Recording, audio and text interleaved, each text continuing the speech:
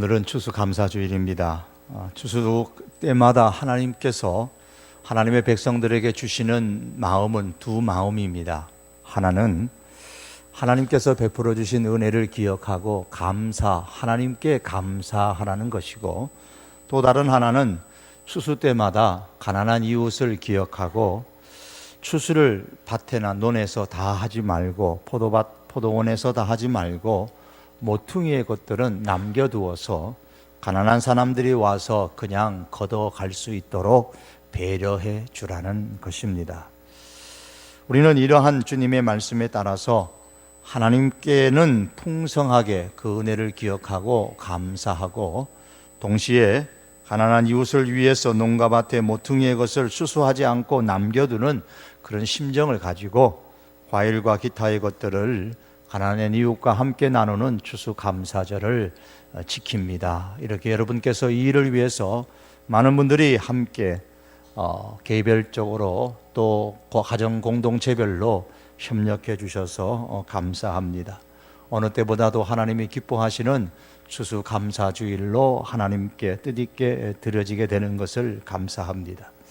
한국 사람들이 사용하는 언어 가운데 잘 사용하지 않는 표현 두 가지를 들으려고 하면 그 중에 하나가 미안합니다 라는 말과 감사합니다 라는 말이 아닐까 싶습니다. 한 해 한 해가 흘러가면서 우리는 하기 힘든 이 두 가지의 말들을 생활의 습관처럼 늘 자주 할 수 있었으면 좋겠습니다. 그동안 내가 잘 해주지 못해서 미안합니다. 나에게 이렇게 많은 친절과 관심을 베풀어 주셔서 잘해 주셔서 감사합니다 라는 이 두 단어가 우리의 입술에 늘 붙어 있었으면 좋겠습니다. 특별히 행복심리학에 보면 심리학자들이 감사합니다라는 말을 많이 하고 감사하는 마음을 많이 표현할수록 우리 사람의 행복지수가 올라간다, 그렇게 조사를 하고 연구를 하여 발표한 바도 있습니다. 가정생활이나 교회생활이나 사회생활을 하다 보면 불평하고 싶은 일들이 있습니다. 부족한 사람들끼리 서로 만났기 때문에 그럴 수밖에 없겠지요. 그래도 그 가운데서도 감사한 일을 우리가 의지를 가지고 찾아본다면 감사할 내용들이 훨씬 더 많이 있음을 우리가 알게 됩니다. 몇몇 가지 불평거리로 인해서 감사한 것들을 잊어버리지 말고 감사합니다라는 이 마음, 그리고 감사하다는 이 말을 우리 행함에 있어서 인색하지 않기를 원합니다. 오늘 본문인 시편 116편의 시인은 어떤 분인지는 기록하고 있지는 않지만 본문 가운데서 한 가지 생애의 중요한 결단을 내리고 있습니다. 그것은 9절의 말씀의 내용입니다. 내가 생명이 있는 땅에서 여호와 앞에 행하리로다고 했습니다. 이 말은 내 평생 삶을 살아가면서 하나님 앞에서 살겠습니다라는 결단입니다. 여러분, 이런 결단을 한번 내려보신 적이 있으십니까? 이 시인이 왜 이런 결단을 내리는가? 그 이유는 6절 이하에서 8절까지 보면 나옵니다. 6절에 보면은 내가 어렸을 때에 어려울 때에 나를 구원하셨기 때문이다 라고 말씀을 하고, 이걸 좀 더 어려울 때가 어떤 때였는지를 구체적으로 말씀하는 내용이 8절에 나옵니다. 하나님께서 내 영혼을 사망에서 건지셨습니다. 또 하나님께서 내 눈을 눈물에서 건지셨습니다. 하나님께서 내 발을 넘어짐에서 건지셨습니다 라고 고백을 합니다.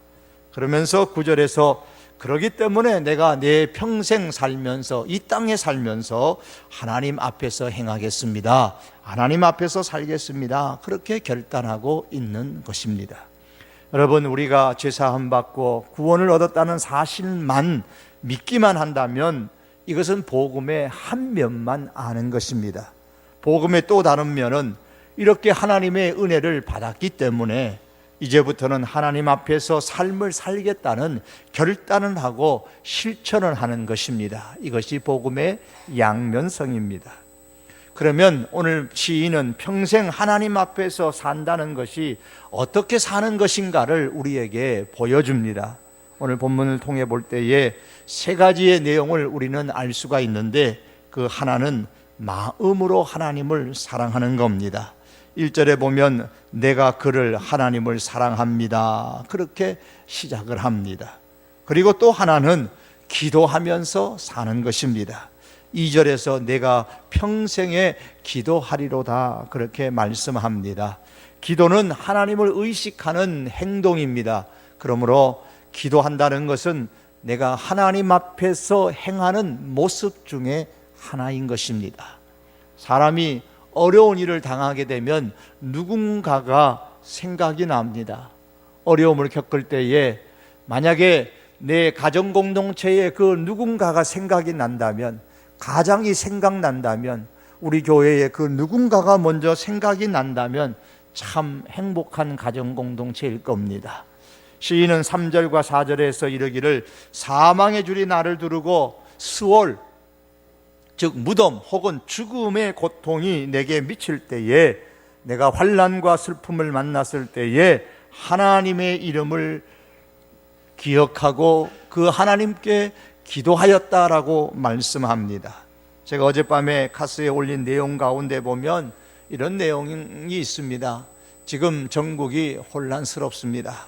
백성들은 분노하고 또 상심도 매우 큽니다. 저는 이 나라의 지도자가 어떤 잘못을 했는지 지금의 상황에서 이렇게 자신 있게 강단에서 공정할 수는 없습니다. 언론을 통한 이 사람 저 사람들의 다양한 이야기들이 우리의 귀에 들려오고 있습니다. 대통령이란 권력의 자리는 하나밖에 없고 또 이 사람이든 저 사람이든 그 자리를 두고서 계속해서 앞으로도 싸우게 될 것입니다. 저는 개인적으로 이 사람이든 저 사람이든 또 다른 사람이든 우리 국민들이 보기에 바르게 정치를 한다면 누가 되든 상관이 없습니다. 누가 그 자리에 앉든 간에 하나님께서 보시기에 바르게 정치한다고 인정을 받았으면 좋겠습니다. 아마 여러분들도 그런 마음을 많이 갖고 계시리라 생각합니다. 문제는, 제가 염려하는 것은 이런 혼란을 틈타서 하나님께서 가장 싫어하시는 이 우상들이, 이단들이 기승을 부릴까 염려스럽습니다. 또한 저 북한의 지도자들이 혹이나 오판을 하는 일이 없을까라는 염려도 조금 있습니다. 그리고 우리 국민들이 너무 이런 일들로 통하여서 권위를 우습게 생각하지 않을까라는 염려도 있습니다. 지도자가 국민을 우습게 생각하는 것도 대단히 위험한 일이고, 또한 국민이 권위를 우습게 생각하는 것도 모두 다 민주주의를 무너뜨리는 요인이 되는 것입니다. 한 가지 더 걱정스러운 것은 사회의 혼란으로 인해서 국민이 힘들어지는 것이죠. 마음이 힘들고 삶이 힘들지 않아야 될 텐데 말입니다. 그러므로 이 모든 우리 조국의 현실을 우리가 살펴볼 때에 지금이 바로 기도할 때입니다. 하나님께 긍휼을 구하고 은혜를 바랄 때입니다. 여러분, 그러므로 우리는 기도의 자리로 모이는 데에 이러할수록 더욱더 힘쓸 수 있어야 될 것입니다. 기도의 자리로 모여서 촛불 집회보다 더 뜨거운 성령의 불을 일으키는 기도의 자리를 우리가 함께 만들어 갈 수 있기를 바랍니다. 성경은 말씀합니다. 내 이름으로 일컫는 내 백성이 그들의 악한 길에서 떠나 스스로 낮추고 기도하여 내 얼굴을 찾으면, 기도하여 하나님의 얼굴을 찾으면 내가 하늘에서 듣고 그들의 죄를 사하고 그들의 땅을 고칠지라고 하셨습니다.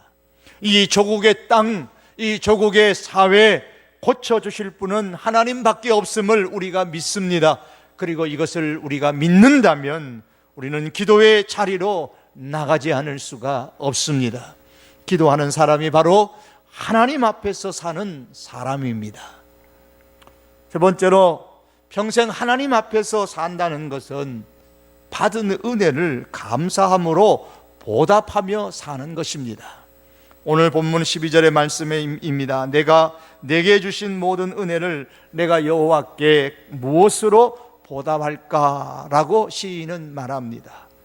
은혜를 받았음에도 불구하고 그 은혜를 계속해서 외면하게 되면, 그래서 감사로 보답하지 않게 되면 그 마음이 점점 더 굳어지게 됩니다. 그 결과 옳지 못한 모습이 개인의 삶이나 그 사회 속에 만연되기 마련입니다. 미가서 6장에 보면 하나님께서 남쪽 유다 사람들에게 그들이 행하는 불의와 부정과 강포가 가득한 것을 지적하시는 말씀이 나옵니다. 하나님께서는 그들의 불의, 부정, 강포, 즉 권력의 남용과 오용을 일컬어서 죄라 그렇게 지적을 하시면서 그들의 죄에 대해서 하나님께서 매를 준비하신다라고 경고하셨습니다. 그 매를 맞게 되면 어떤 일이 생기느냐? 그들의 삶이 황폐하게 될 것이고, 그 조국이, 그 나라가 황폐하게 될 것이고, 그들의 인격이 수치를 당하게 될 것이라고 말씀했습니다. 지금 우리 사회에서 권력의 남용과 오용으로 또 불의와 부정으로 말미암아서 사회는 황폐해져 가고, 또한 인격적으로 수치를 당하는 일들이 수없이 여기저기에서 많이 일어나고 있는 것을 우리는 보고 있습니다. 그런데 이 미가서는 왜 이런 불의와 부정과 강포한 일을 행하는지, 그 사회에 왜 이런 일들이 가득한지를 그 이유에 대하여서 말씀을 합니다. 그 이유는 다름이 아니라 백성들이 은혜를 잊어버렸기 때문입니다. 저는 개인적으로 강단에서 우리 현직의 대통령의 잘잘못이 무엇이라고 잘 알지도 못하고 또 말씀드리고 싶지도 않습니다. 나중에 때가 되면 다 밝혀지겠지요. 하지만 분명한 사실은 대통령은 국민이 자신을 대통령으로 세워준 은혜를 잊어버리면 안 됩니다. 그 은혜를 늘 기억하고 바로 대통령의 직을 수행해야 합니다.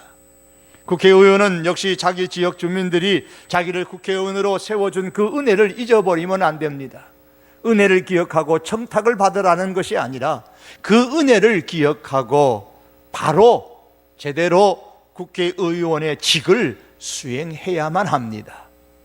그러지 아니하고 대통령과 국회의원, 아니 다른 사람이라 할지라도 권력을 오용하거나 남용하여서 불의와 부정을 일삼는다면 삶이 황폐하게 될 것이고, 그 사회가 황폐하게 될 것이고, 개인적으로는 인격적인 수치를 당하는 날이 오게 될 것입니다. 어찌 대통령과 국회의원들이나 혹은 정치인들 뿐이겠습니까? 우리 모두가 그러합니다. 여기에 있는 제가 성도교회 담임 목사로 세워진 것이 위로는 하나님께서 주신 사명이요 은혜라고 믿습니다. 그러나 동시에 또한 우리 성도교회 교우들이 제게 베풀어 주신 또 하나의 은혜이기도 합니다. 이 은혜를 잊지 아니하고 이 목사의 직을 성실하게 수행을 해야 합니다. 이것이 또한 은혜를 갚는 개인적인 일이기도 합니다. 여러분들도 마찬가지입니다. 장로님의 직분과 권사님의 직분과 안수지사님의 직분을 받은 것은 전적인 하나님의 은혜임과 동시에 또한 우리 성도들이 기대하는 은혜이기도 합니다. 이 은혜를 잊지 아니하고 우리의 직분에 걸맞는 그 일들을, 행동들을, 신앙의 모습들을 우리가 갚아 나가야 되는 것이죠. 이것이 바로 은혜를 감당하는 인생입니다. 성경에 보면 히스기야라는 왕이 있습니다. 그런 대단히 선한 왕이었습니다. 그런데 어느 날 선지자 이사야로부터 이제 죽을 날이 가까웠음을 그 성포를 받습니다. 이 히스기야가 대성통곡하며 벽을 앞에 두고서 하나님 앞에 기도했을 때에 하나님께서 그의 기도를 들으시고 내가 너의 눈물을 보았다고 말씀하시면서 치료해 주시겠다고, 그리고 15년의 생명을 더 연장해 주시겠다고 하셨습니다. 우리 젊은 사람들에게 15년 더 생명 연장 받았다 그러면 크게 감동이 없을런지 모르지만, 연세가 많이 드신 분이나 병원에서 사형 선고를 받고 오늘 내일 기다리는 분들한테 당신 생명이 5년 연장 받았다 그렇게만 들어도 엄청날 것입니다. 기쁨이 말로 다 할 수 없겠죠. 그 말씀대로 히스기야가 병상에 일어나서 이제 15년의 인생을 덤으로 살아갑니다. 그런데 성경은 그 이후에 히스기야의 삶에 대하여서 이렇게 기록을 합니다. 히스기야가 마음이 교만하여 그 받은 은혜를 보답지 아니함으로 진노가 저와 유다와 예루살렘에 임하게 되었더라고 말씀합니다. 받은 은혜를 감사함으로 보답지 아니하였습니다. 이러한 마음의 상태에서 3년이 지난 즈음에 아들을 하나 얻었는데 그가 므낫셋이라는 아들입니다. 히스기야는 마지막에 낳은 그 아들 므낫셋을 극진히도 사랑을 했습니다.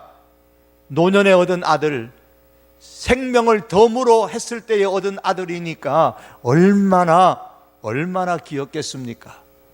그리고 그에게 왕위를 물려주었습니다. 그러나 히스기야가 전혀 예상하지 못했던 일이 벌어졌습니다. 성경은 므낫세의 삶에 대하여서 이렇게 기록을 합니다. 여호와 보시기에 악을 행하여 여호와께서 이스라엘 자손 앞에서 쫓아내신 이방 사람의 가증한 일을 본받아서 그 붙인 히스기야의 헐어버린 산당을 다시 세우며 바알들을 위하여 단을 세우며 아세라 목상을 만들며 하늘의 일월 성신을 숭배하여 섬기며 우상이라는 우상은 다 갖다가 섬겼습니다.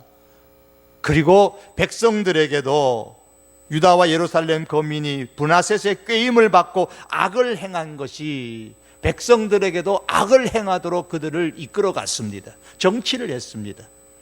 그로 통해서 여호와께서 이스라엘 자손 앞에서 멸하신 열방보다 더 심하였다.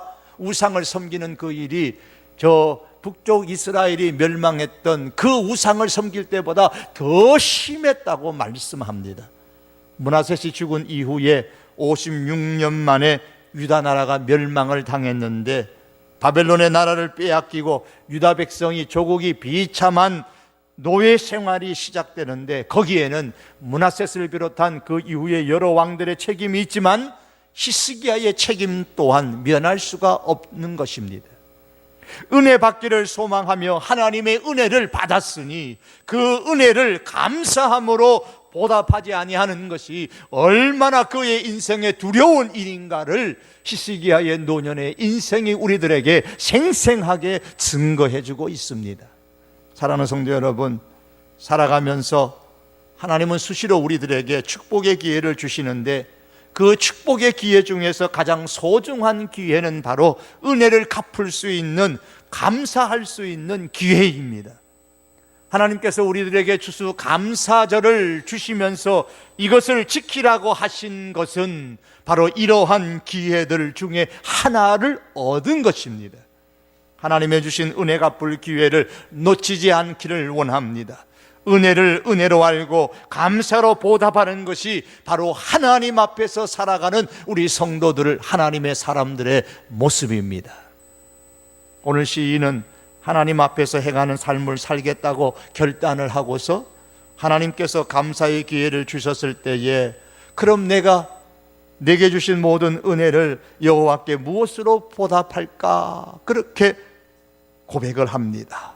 그리고 생각한 끝에 받은 은혜를 감사함으로 보답하는 구체적인 내용을 실천하기로 다짐을 하는데 오늘 본문에 역시 3가지를 실천하기로 다짐을 했습니다. 그 하나는 13절의 말씀입니다.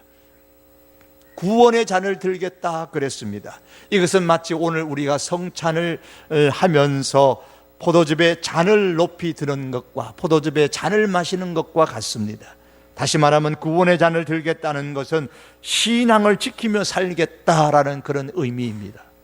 또한 14절과 18절의 말씀에서 모든 백성들 앞에서 소원을 갖겠다고 말씀합니다. 백성들 앞에서 서원을 갖겠다라는 이 말은 서원제를 드리겠다는 말씀이죠. 내 몸으로 하나님 앞에 헌신을 다짐한다는 말씀입니다. 어느 분이 전직 모 대통령에게 생명을 아끼지 않고 충성을 다했는데 그의 그 헌신적인 충성심은 알만한 사람은 다 알고 한때의 대학 교단에서 인간관계에 한 신뢰로까지 거론된 적이 있을 정도로 충성심이 대단했습니다. 한 사람이 물었습니다. 당신은 왜 그렇게 그 전직 모 대통령에게 그토록 충성을 아끼지 않습니까? 다 국민들이 대통령직에 물러난 다음에 그 사람에 대해서 욕하는 사람이 그렇게도 많은데 왜 그를 향한 당신의 충성심은 변하지 않습니까? 그가 대답하기를, 내가 가장 힘들 때였습니다. 내 인생 가운데 가장 힘들 때에 그분이 나에게 하시는 말씀이, 내가 자네를 끝까지 책임질게. 그 순간에 이 사람은 나도 그러면 저 사람을 위하여 평생 충성을 다해야겠다고 결심을 했다고 합니다. 그리고 그 결심이 사회가 바뀌어도 환경이 바뀌어도 변하지 아니하고 끝까지 충성을 했다는 것입니다. 감사라는 것은 몸을 드리는 헌신에서 그 절정을 이루는 것입니다. 결국 감사는 고마운 그 어떤 분에게 내 몸을 바치는 데 의미가 있습니다. 때로는 사람도 이렇게 감사에 대한 보답으로 자기의 일생을 자기 아닌 그 누군가에게 바치겠다고 결심을 합니다. 하물며 참으로 하나님의 은혜를 우리 성도들이 깨닫는다면 하나님의 은혜에 대한 보답은 이보다도 더 큰 헌신의 결단으로 갚아야 될 것입니다. 또한 오늘 본문의 말씀에 베풀어 주신 은혜를 깨닫고 보답하는 마음으로 17절에서 주께 감사제를 드리겠다고 했습니다. 내가 주께 감사제를 드리고 여호와의 이름을 부르리이다. 감사제의 예배를 드리겠다는 말씀입니다. 이 감사제라는 것은 하나님의 베풀어 주신 은혜에 대해서 이제 내가 자원하여 감사의 예물을 가지고 하나님께 감사의 예배를 드리겠다라는 말씀입니다. 이를 볼 때에 우리가 한평생 하나님 앞에서 사는 모습은 받은 은혜에 감사함으로 보답하며 사는 것이어야 합니다. 그리고 감사에 대한 보답으로 우리는 신앙을 지키며 살겠다는 고백을 가지고 하나님께 나가야 되고, 몸을 드리는 헌신의 모습으로 하나님 앞에 나가야 되고, 감사의 물질을 드리며 하나님 앞에 자원하여 나가야 합니다. 여러분, 세상에는 똑같은 재료를 가지고 그림도 그리고 도자기를 만듭니다만은 그 중에는 작품도 있고 그 중에는 상품도 있습니다. 인생 중에도 작품과 같은 인생이 있는 반면에 상품과 같은 인생이 있습니다. 상품은 시간이 지날수록 어떻게 됩니까? 디스카운트, 20% 세일, 30% 세일, 50% 세일, 80% 세일, 엄청난 세일을 합니다. 시간이 흘러가면서 상품의 가치가 떨어집니다. 그러나 작품은 그 반대입니다. 시간이 흘러가면 흘러갈수록 그 가치가 자꾸 올라갑니다. 작품 인생과 상품 인생의 차이가 과연 어디서 오냐 말입니다. 하나님께 대한 감사의 정도입니다. 얼마나 하나님의 은혜에 감사하는 인생인가에 따라서 작품의 인생이 될 수도 있고 상품의 인생이 될 수도 있습니다. 하나님으로부터 무언가 은혜 받기만을 기대하며 살아가면 상품의 인생으로 끝나고 말 것입니다. 그러나 하나님의 은혜를 감사함으로 보답하며 살려고 힘쓰는 인생이 되면 우리의 인생은 작품 인생으로 마칠 수가 있습니다. 작품의 인생은 그 죽음까지도 하나님께서 귀중히 여기십니다. 그래서 오늘 15절 말씀에 그의 경건한 자들의 죽음은 여호와께서 보시기에 귀중한 것이로다고 했습니다. 여기서 말씀하는 경건한 자들은 그냥 일반적인 성도가 아니라 바로 자기의 하나님이 주신 그 은혜를 기억하며 감사함으로 보답하는 그 성도를 의미합니다. 하나님께 체면치료로 감사하는 성도가 아닙니다. 감사함으로 인생을 지키겠다고 고백하는 성도, 감사함으로 헌신하며 살겠다는 그 성도, 감사함으로 자원하여 감사의 예물을 하나님 앞에 드리며 살겠다고 다짐하며 살아가는 그 성도를 의미합니다. 하나님은 그 성도의 인생을 작품의 인생으로 여기시기 때문에 그 죽음까지도 귀중히 여기시는 것입니다. 우리의 인생이 살아서도 죽어서도 하나님께서 이렇게 귀중히 여기시는 작품 인생이 될 수 있기를 주님의 이름으로 축복합니다. 말씀을 맺겠습니다. 우리 성도의 삶은 한평생 하나님 앞에서 사는 인생이어야 합니다. 한평생 마음을 다해서 하나님을 사랑하는 인생, 한평생 하나님 앞에 기도하며 살아가는 인생, 그리고 한평생 하나님이 주신 은혜를 기억하고 감사함으로 보답하며 자원하여 살아가는 인생이 될 수 있기를 바랍니다. 그 가운데 내게 주신 모든 은혜를 내가 여호와께 무엇으로 보답할까 고민하며 신앙을 잘 지키며 살겠습니다라는 이러한 신앙의 모습으로 보답하며 살아갈 수 있기를 바랍니다. 또한 헌신함으로 하나님의 은혜를 감사하고 보답하며 살기를 원합니다. 수고하고 얻은 물질로 자원하여 하나님 앞에 감사의 예물을 드리면서 하나님의 은혜에 감사하는 이 보답의 인생이 될 수 있기를 바랍니다. 이렇게 감사의 인생을 삶으로 인해서 하나님께서 우리의 인생을 살아서도 죽어서도 귀중히 여기시는 작품 인생이 다 될 수 있기를 주님의 이름으로 축복합니다. 기도하시겠습니다.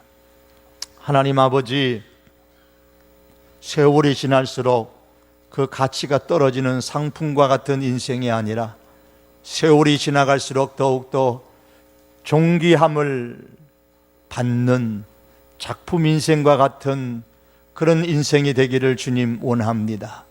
하나님, 늘 평생토록 하나님의 은혜를 기억하고 감사함으로 보답하는 인생이 되게 하여 주시옵소서. 주께서 주신 구원을 지키며 신앙으로 살겠습니다. 내 몸을 들여 하나님 앞에 헌신하며 살겠습니다. 하나님께 주신 물질로 자원하여 하나님 앞에 감사의 예물을 드리며 살겠습니다. 이러한 감사함으로 은혜를 보답하며 살아가는 우리 모든 하나님의 사람들 되게 하여 주시옵소서. 예수님의 이름으로 기도하옵나이다. 아멘.